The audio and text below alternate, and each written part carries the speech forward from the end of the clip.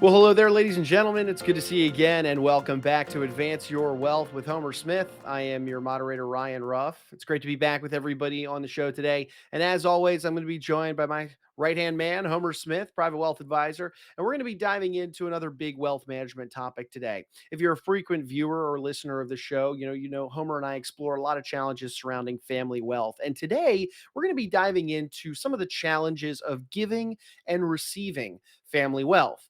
And let's just just kind of open up today's conversation. Simply having significant wealth in today's day and age doesn't necessarily guarantee anybody a great life.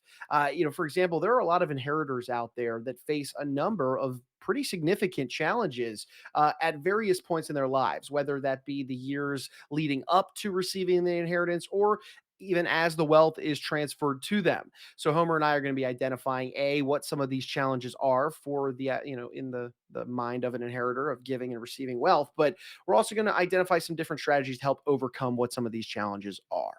So with that being said, let's go ahead and bring him out. Homer, good to see you today. How you doing? I'm excited for today's conversation. Thanks, Ryan. Yeah, I am too, and I think this falls in line with a lot of the discussions we've been having lately, and even really a lot of the work that we do for our clients. What we're really known for, more than anything else, is helping successful families and business owners navigate life's most important and complex transitions, whether that's transitioning from owner operator to owner and just taking a step back from the day-to-day operations of the business, or beginning to think about the transfer of that business either internally to the management team or to the next generation if it's a family business, or even thinking about that transition to an outside buyer. And then finally, a lot of the work we do is around how our families think about transitioning their wealth to the next generation and their heirs in a way that's positive and impactful and not destructive. And that's really what today is all about, and how, Mhm. unfortunately, too often, while it might seem great to receive all this wealth, it can often lead to challenges that people don't think about. And so I know it seems like a good problem to have, but it actually can be pretty significant. Of course, no, and I mean, I also, Homer, I think most people would agree that look, having a level of wealth is better than not having a wealth. But I know you and your team don't view it as black and white like that. There are challenges that exist for the people that are receiving wealth, as well as those that are giving wealth. That they have to navigate during that process. Set the scene for today's conversation, if you will. Absolutely. As you mentioned, wealth doesn't automatically mean a good or healthy life. And I think it's important for members of both sides, the older generation that's going to be transferring the wealth and the heirs that are going to be receiving those assets, to be thoughtful about how this occurs, and to be careful, at times. And by acting now, and communicating and getting together as a family and really thinking through these issues, uh, it's definitely going to help give the family a better chance of avoiding the pitfalls that oftentimes inheritors find themselves in, and really more effectively deal with the concerns that could arise down the road. Well, let's double click into this for a second, Homer. What are some of those pitfalls that you just mentioned? Yeah, so if we start with the older generation, affluent parents and grandparents are very concerned about the negative impact that significant wealth can have on their kids or their grandkids. And one study even showed that 70% of this first generation or the older generation is concerned about leaving too much money to their heirs. They're worried that it's a couple of things. One, that it might create trust fund babies, lazy or irresponsible inheritors. The other side of it is, if they have members of their family, their heirs, that today don't make good financial decisions, or aren't yet mature enough to make good financial decisions, or have some sort of addiction, whether it's drug addiction, gambling, whatever it might be, the receipt of the wealth in the wrong way can actually enhance the challenges they're already facing and actually make it dangerous for them. So that's the one side of it. And then on the inheritor side themselves, if it's especially if the wealth comes unexpectedly, and this good fortune was on the back end of a family member or a dearly loved one dying too early, they often can have a lot of stress, and also can become a target, to where other friends or other more distant family members, even strangers, can become significant sources of stress, um, for having this considerable wealth. Everybody has a great idea for an investment, or needs a small loan right now, or even looking for a handout. And all of the sudden, this can become overwhelming and very stressful for those inheritors. Of course, and given the complexity of not only those challenges, Homer, but just financial topics to discuss overall, where do families begin, honestly, to start navigating these types of challenges that are associated with wealth transfer, so that they have those issues you just mentioned in mind as they begin this process? The first step for each family is to recognize the challenges that the inheritors are likely to face, and be on the lookout for them as a family. Every family is different, and each of the inheritors is going to be different. So not necessarily creating just a blanket approach to how they think about this, but really looking at each member of the family, and how their unique characteristics and issues are going to be impacted. The one area that we often see is the largest challenge or issue for that next generation is a lack of financial knowledge. Um, they often, well, at least in our experience with the families we deal with, most of the wealth was often created by a founder business owner. And oftentimes, as they were building that business from scratch, they themselves didn't have a lot of wealth. So their kids and maybe even grandkids did not grow up with significant wealth, and so there wasn't really a lot of sharing and knowledge around how to manage money, and being good about that was really delivered throughout the family. And so all of a sudden they can receive this significant amount of wealth and they weren't prepared for it. And so that I think is probably the one issue that we face the most. And again, it can lead to a lot of other problems. Either they can have some level of fear about what all this money means to them, and again, as we mentioned earlier, it could lead to a lot of, I would say, unscrupulous people seeking to take advantage of that wealth. Sure thing, Homer. So you mentioned this idea of a lack of financial knowledge. What other challenges or big red flags do you see often rear their head in instances like these? Yeah, of course, the one that I think most people see most often is bad spending habits. Most people, who live paycheck to paycheck, that then inherit money, this is just a much bigger paycheck than they've ever had, and so they don't necessarily change their habits, and so they often can overspend, and basically take this significant wealth, and diminish it very quickly and be right back where they started within a couple of years. On the flip side of that, though, is even for those family members who don't necessarily spend it down, but they now just have more money to spend, and they oftentimes people think, okay, just more money means I can buy my happiness. If they're not really thinking about their values and how they're spending this money in a way that's ultimately going to lead to the outcome that they want, which is greater happiness and a more meaningful life, if they're just spending to spend and think all these great things are going to lead to that, they can end up with a rude awakening when 2 years later they have all this great stuff and they're not any happier in their lives. Um, it can also lead to a lot of additional guilt and low self-esteem, um, and anxiety around this money. They don't know who they are, when they don't have any money, and now they have all of this money, and same thing, they're still not really prepared for what this means to them. And we can often see them ending up in this idea of this imposter syndrome, where they live in a world which they feel they don't really belong in, because they never were used to having that kind of wealth growing up, and they really, again, don't have a clear sense of self, even with all this found wealth.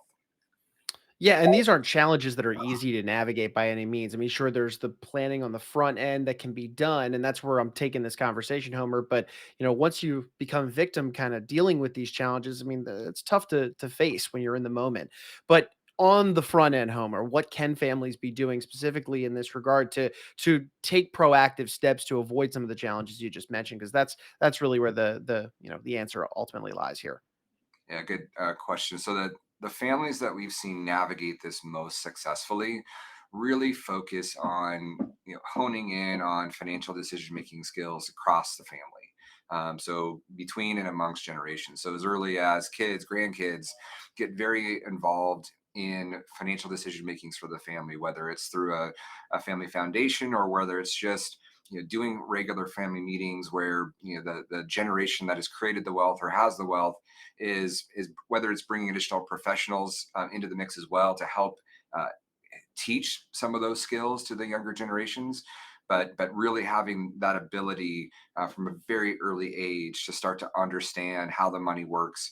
And more, I think, just as important, if not more important, is not just teaching kids about money and money making decisions, but it's transferring the values from that older generation that created the wealth down to those next generations, and what was important to them about building that wealth. And those are, I would say, the things that we've seen that the most successful families do in order to start bridging some of that gap. And the gaps there are bridged over kind of those technical challenges. But Homer, what about some of the emotional challenges that you mentioned a moment ago? Any advice on, let's say, an heir dealing with some of those emotional challenges? Let's say in the event where there was that inheritance that came on the back end of maybe a family death per se. Yeah, I'd say that you want to, number one, you want to feel like you can share these challenges with others. And unfortunately, for a lot of these inheritors, they're in a position where it makes them harder to relate to their peers, their friends, and other people that were in their lives that were at their same socioeconomic level until they receive that inheritance. And all of a sudden, they now have all this wealth, and it puts them in a very different position than the lives that they were living prior to that. And so that can create this feeling of loneliness and isolation. Um, and so what we see again as something that is helpful to these families, number one, is if the family unit themselves prior to this inheritance is doing regular meetings and talking about the wealth and what it means and what their experiences are themselves with it. Because I think one of the things that we see happen in the families we deal with is that even those wealthy entrepreneurs that we work with, um, they themselves didn't have a lot of wealth until just recently. It was very much tied up in their business or real estate. And it's only when they have that liquidity event, typically in their 50s, 60s, even 70s, do all of a sudden they have this liquid wealth, which is very different. And so they're experiencing a lot of the same issues that their kids and grandkids will eventually experience. But are they really sharing that with those kids and helping them understand what they're going through and how they're dealing with it? And so one additional thing that I've seen help in these areas is there's networks of wealthy families, whether it's family business owner networks or just wealthy family networks that have networking groups where they're able to share a lot of these. Because again, these are all really good problems to have as a family. We're not talking about the suffering that comes with not having money, but these are real issues, and there are networks out there of families going through these same problems and challenges, and it's been very helpful just to hear what are other families doing and experiencing to work through these same issues. Yeah, being able to relate ever always so important. I mean, we do it a lot in our day-to-day lives among a variety of different issues. So why can't it be that way when it comes to wealth as well? Homer, I want to circle back to an earlier point that you made in terms of just being a good kind of steward and learning about wealth and honing your financial decision-making skills. Are there any other kind of action steps or pieces of advice you could offer to our audience for those that are looking for smart ways to be a good steward of their wealth, aside from just brushing up on the financial knowledge and things like that? Certainly, yeah. I mean, stewardship is a word that many of the wealthy families we work with use, but I don't think it's acted on in the way that I would think about it necessarily as much. Stewarding wealth could simply just mean passively making sure the wealth is sustained for multiple generations. Um, the way I like to add in, and something we mentioned earlier, is not just passing this wealth down from one generation to the next, but also the family values. And most of the families I work with. Um, are first generation wealth creators and business owners, and so entrepreneurship is something that's very important to them. And so helping build a process into the family that can encourage entrepreneurship, and so that not only is it about sustaining the wealth, but actually could be about continuing to build the wealth of the family through entrepreneurship, whether it's bringing up these different generations in the family business and giving them roles to learn how to do that themselves, or even creating the idea of a family bank, which we spoke about in a previous episode, which also can encourage that entrepreneurship. So I think that's an important thing, is not just passing the wealth down, but those values. I want to be careful that not every person has the same goals and desire to be an entrepreneur. So I do think it's also you want to be mindful of what you set up so that that's not the only way they can contribute to the family wealth is being an entrepreneur themselves. But that's one example of a way that the families we work with want to encourage the Hmm. stewardship down different generations. No, that's great, Homer.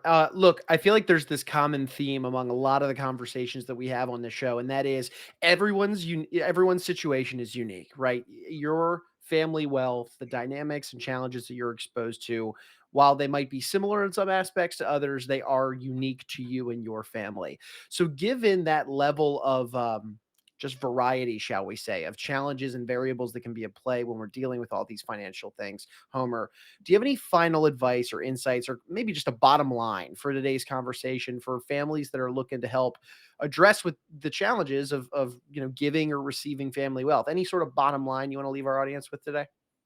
Sure, I think that being a little bit self-serving here is the work that we do in building this idea of a virtual family office around each of our clients so that there's a coordination of experts that are always there to support and help the family is really important.